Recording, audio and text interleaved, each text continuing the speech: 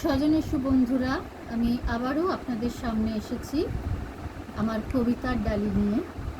আমার লেখা এলোমেলো লেখাঝোকা, অকাজের লেখাঝোকা আপনাদের ভালো লাগলে সেটা আমার বড় পরম প্রাপ্তি। আপনাদের শুভকামনা নিয়ে শুরু করছি আমার লেখা নিজের স্বরচিত কবিতা। কথার বর্ণমালা কান্নার হিসেব রাখে। এ শহর রাখে না কান্নার হিসেব।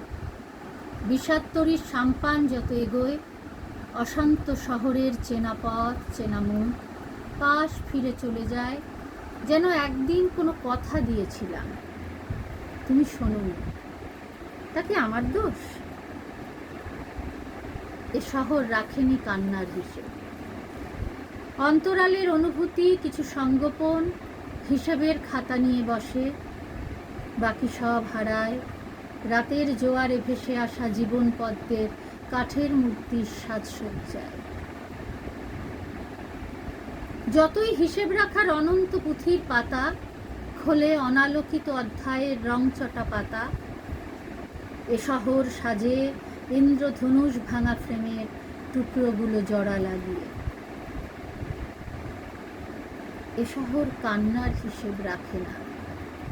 তরল জলের ধারায় ধাক্কা খেয়ে বিষাত্তরী এগিয়ে যায় রিক্ত জমির সিক্ত সিঞ্চনের জীবনদায়ী মৃত্তিকার কর্ষণ অভিযানে।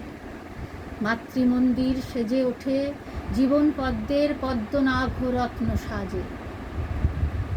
এ শহর কান্নার হিসেব রাখবে না জেনেও দোল পূর্ণিমার চাঁদ গোল থালার মতো সবাইকে বসন্তের মাটির ঠান্ডা গন্ধে আহ্বান জানায়। শান্ত শহরের বহুকালের চেনা খাট আলমারি দেরাজের নতুন অচেনা রঙের ফাঁক ফোকর থেকে।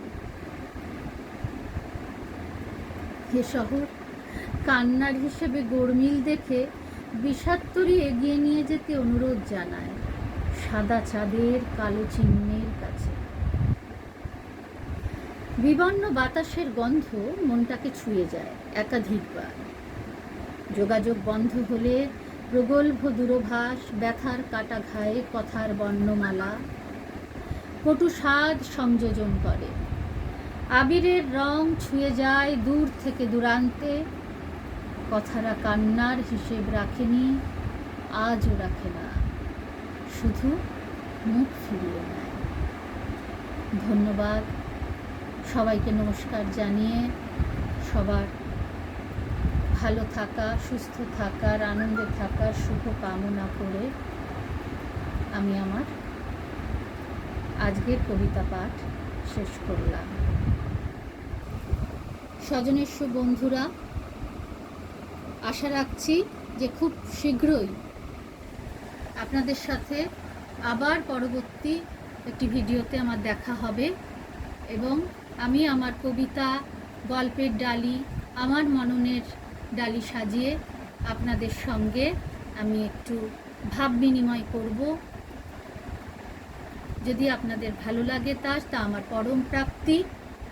আপনাদের ভালো থাকার শুভকামনা জানিয়ে আজকের মতো বিদায় নিচ্ছি। শুভরাত্রি।